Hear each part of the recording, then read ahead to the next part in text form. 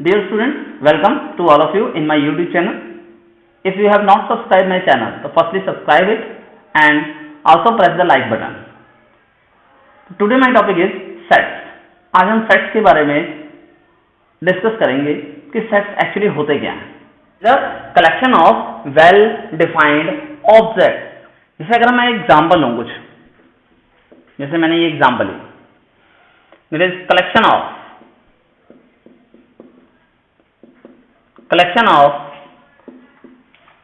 alphabets.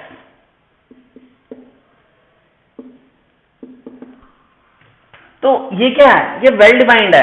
Alphabets हमारे English alphabets की बात कर रहा हूं मैं इंग्लिश की बात कर रहा हूं. तो इंग्लिश अल्फाबेट की अगर हम बात करें तो यहां पर टोटल 26 अल्फाबेट्स होते हैं, जिसमें हमारे पास कुछ वॉवल्स होते हैं, कॉन्सोनेंट्स होते हैं, वो भी डिफाइंड हैं. वॉवल्स हमारे ए ई आई ओ यू, ये 5 वॉवल्स होते हैं. बाकी सारे हमारे क्या होते हैं? वो कॉन्सोनेंट्स होते हैं. इसी तरह से अगर हम बात करें, that is collection of girls in my class. In my class, अगर मैं अपनी क्लास की बात करूं या आपकी क्लास की बात करूं, तो अगर हम इंडिविजुअल किसी भी, जैसे मैं क्लास +1 में पढ़ रहा हूँ, +1 नॉन मेडिकल में पढ़ रहा हूँ, तो +1 नॉन मेडिकल में मेरे स्कूल में मेरे सेक्शन में अगर 4 गर्ल्स हैं तो 4 ही होंगे. अगर 10 हैं तो उनका नाम पर्टिकुलर डिफाइंड होगा कि ये जो गर्ल्स हैं, these are studying in the non medical class. तो दीज आर वेल डिफाइंड. हम बात कर सकते हैं कलेक्शन ऑफ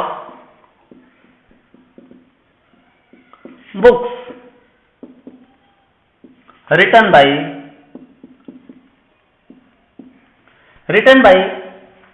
हम किसी एक पर्टिकुलर राइटर का नाम दे देते हैं, जैसे मुंशी प्रेमचंद.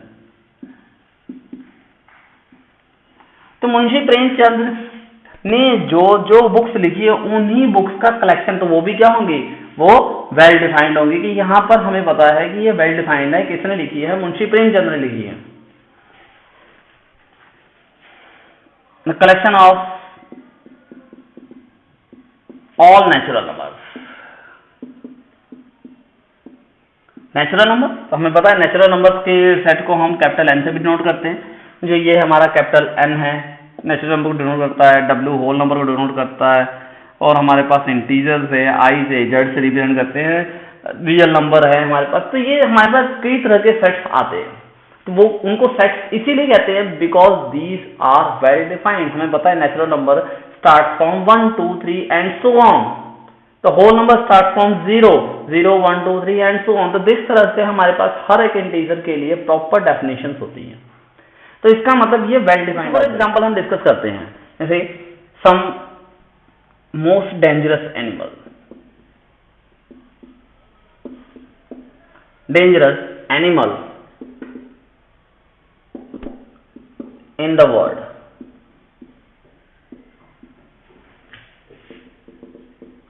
Difficult topics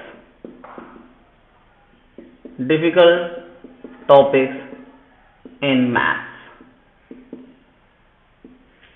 तो यहां पर मैंने 2 एग्जांपल आपके लिए लिए हैं. अगर आप इनको देखो, क्या ये वेल डिफाइंड हैं? अब डिफिकल्ट टॉपिक्स इन मैथ्स, जैसे मेरे लिए, मैं अपने लिए बात करता हूं, तो मेरे लिए ये टॉपिक जो है वो मैथ्स में टिपिकल है. तो difficulty is varies according to the person. तो जैसे जैसे पर्सन चेंज होंगे, उनकी डिफिकल्टी अलग अलग होती है. किसी की दूसरे टॉपिक में डिफिकल्टी, किसी की दूसरे टॉपिक में डिफिकल्टी है. So this is not a well defined. तो most dangerous animal in the world, जैसे किसी, हमें पता है कि मोस्ट डेंजरस एनिमल कौन सा कह सकते हैं. कभी कभी एक मच्छर के काटने से भी क्या हो सकता है? डेथ हो सकती है. कभी लायन के काटने से कुछ नहीं होता. तो यहां पर हमारे पास पर्टिकुलर डेफिनेशन नहीं है. So this is not a well defined object. So these are not a set. So by these example हम ये अंडरस्टैंड कर सकते हैं कि कौन सा हमारा सेट होगा, कौन सा हमारा सेट नहीं होगा. Now next topic, let us suppose A हमें कोई सेट दिया हुआ है. मैंने क्या दिया है? ए ई आई ओ यू. ये हमारे पास कुछ एलिमेंट्स ले लिए हैं मैंने. ये आपको पता ही है वॉवल्स हैं.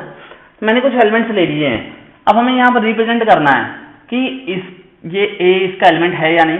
तो यहां पर A is the element of set A. This is symbol elements. इस सिंबल को हम एलिमेंट भी कहते हैं, बिलोंग्स टू भी कहते हैं. इस तरह से भी हमको, it means A is the element of capital A. A belongs to A. तो हम E के लिए भी कह सकते हैं E belongs to A, I belongs to A, O belongs to A and U is also belongs to A. लेकिन अगर हम देखें यहां पर B is does not belongs to A, does not belong. इस सिंबल को हम किस तरह से पढ़ेंगे? Does not belong. It does not an element of the given set. तो इस तरह से हम इस नोटेशन को क्या कहेंगे? एलिमेंट और बिलोंग्स टू. और इस सिंबल को हम कहेंगे does not belongs to. Now the question is that how we can represent the set. तो here we have two method to represent the set. यहां पर दो मेथड हम यूज करेंगे. First method is called the roster form and the second is set builder method. These are the two forms in roster form and set builder form. So first one we will discuss about roster form.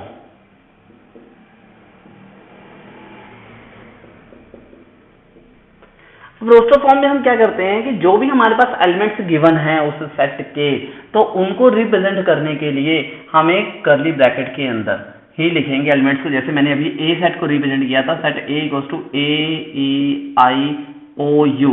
ये सारे element मैंने represent किए थे. कैसे represent किए थे? एक bracket में, कर्ली ब्रैकेट के अंदर, and the elements are separated by the commas only. तो this method is called the roster method.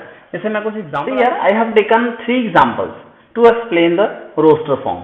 तो इन 3 एग्जांपल्स को अब हम सॉल्व करेंगे और इन्हें हम रोस्टर फॉर्म में रिप्रेजेंट करेंगे. तो first is the set of all letters in the word mathematics. अब मैथमेटिक्स हमारे पास वर्ड है, हमने क्या करना है? उसके सारे लेटर्स को एक रोस्टर फॉर्म में रिप्रेजेंट करना है. तो इसका बहुत इजी तरीका है. हमने सबसे पहले लेटर एम को रिप्रेजेंट करना है. एम हो गया, ए आ गया हमारे पास, टी आ गया, एच आ गया. तो हर एक लेटर को हमने क्या किया? कॉमास के साथ सेपरेट कर दिया. अब इसके बाद नेक्स्ट ई आ गया. नेक्स्ट हमारे पास एम फिर से आ रहा है, तो हम दोबारा रिपीट नहीं करेंगे क्योंकि हमें उसकी जरूरत नहीं है, because M is already a member of this set. E भी आ गया, एम हो गया, ए आ गया, हमारे पास पहले से टी भी पहले से आ चुका है, आई आ गया, N, C and F. These are the letters which we have represent in the roster form. ये फर्स्ट पार्ट हो गया. इसी तरह से हम सेकंड पार्ट को सॉल्व करेंगे.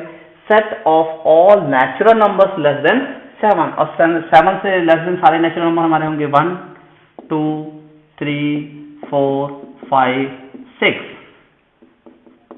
And the next one the set of all even natural numbers. Even natural numbers this is 2 4 6 8 10. अब इसकी कोई लिमिट तो दी नहीं है, so we will use here dash dash. तो this is the way how we can represent the given set into the roster. Now the second method is the set builder form. अब हम set builder form में इस set को कैसे represent कर सकते हैं? तो इसके लिए हमारे पास क्या होता है? इसमें हम एक एलिमेंट x लेट कर लेते हैं. x is such that px holds.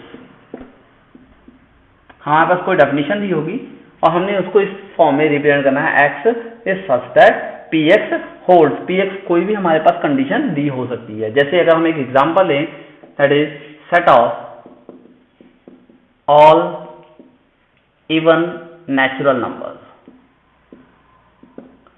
Set of all even natural numbers. अभी मैंने ये एग्जांपल को रोस्टर फॉर्म से दिखाया था. जब रोस्टर फॉर्म ने हमने इसको डिस्कस किया था तो इट वाज 2 4 6 8 10 and so on. This is in the roster form.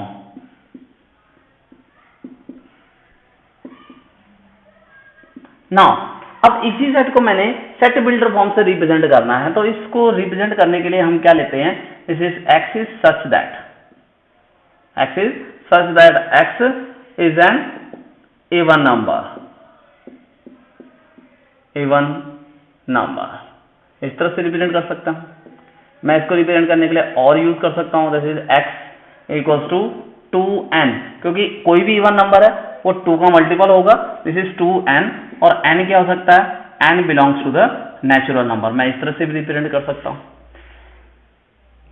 ये 2n किस चीज को रिप्रेजेंट कर रहा है, 2n रिप्रेजेंट कर रहा है एक इवन नेचुरल नंबर को, क्योंकि n अगर हमारा कोई भी नेचुरल नंबर है तो 2n एक नेचुरल नंबर बन जाता है। तो x is such that x equals to 2n where n belongs to the natural number, this set represents the set of all even natural numbers.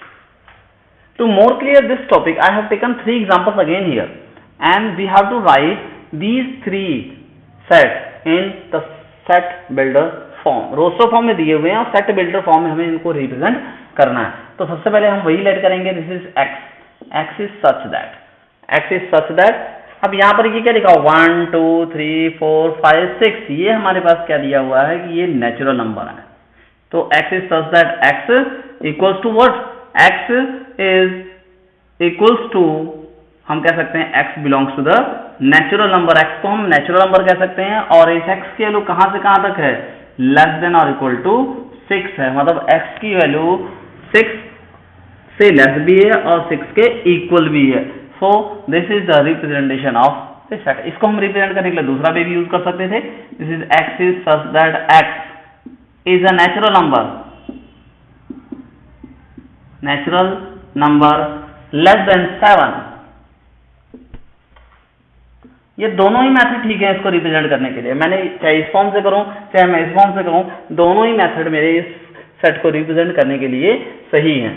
तो now the next part b, अगर हम b को ध्यान से देखें तो आप देख रहे होंगे यहाँ पर दिस इज 1 4 9 16, ये 1 का स्क्वायर है, ये 2 का स्क्वायर है, this is 1 square, this is 2 square, 3 square, 4 square, and the last one is the 10 square. You can see जो इसकी जो पावर्स हैं, एक्सपोनेंट्स हैं, वो हमेशा सेम है, 2 2 2 है, लेकिन नीचे की जो बेसिस हैं वो चेंजेस हो रही हैं। तो we can say this is x is such that x equals to n square, क्योंकि ऊपर तो पावर 2 है तो स्क्वायर आ गया, नीचे वैल्यू चेंज हो रही है, इसलिए मतलब हमने क्या दिया n, क्योंकि ये चेंज हो रहा है, और इसकी वैल्यू जो n की वैल्यू कहां से कहां तक चेंज हो रही है, this is less than equal to 10 where n is a natural number. मैं इस तरह से कह सकता हूं कि n क्या एक नेचुरल नंबर है जिसकी वैल्यू 1 से 10 के बीच में ही है, और तो अगर हम डिफाइन करें तो n स्क्वायर बनता है ये तो हमारा, तो hence we can represent like this. The third one C, अब इसको ध्यान से देखें, ये 0 हो रहा है, 3 हो रहा है, 6 9 12, this is a table of 3 का टेबल यहां पर हो गया हमारे पास।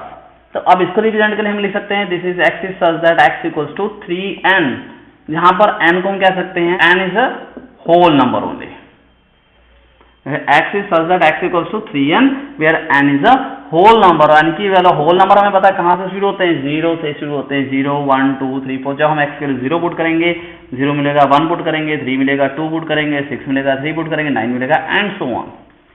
So these are the few examples with the help of which I have shown you how we can represent the given set into the two different forms, that is in the roster form as well as in the set builder form. Thank you. Have a nice day, beta.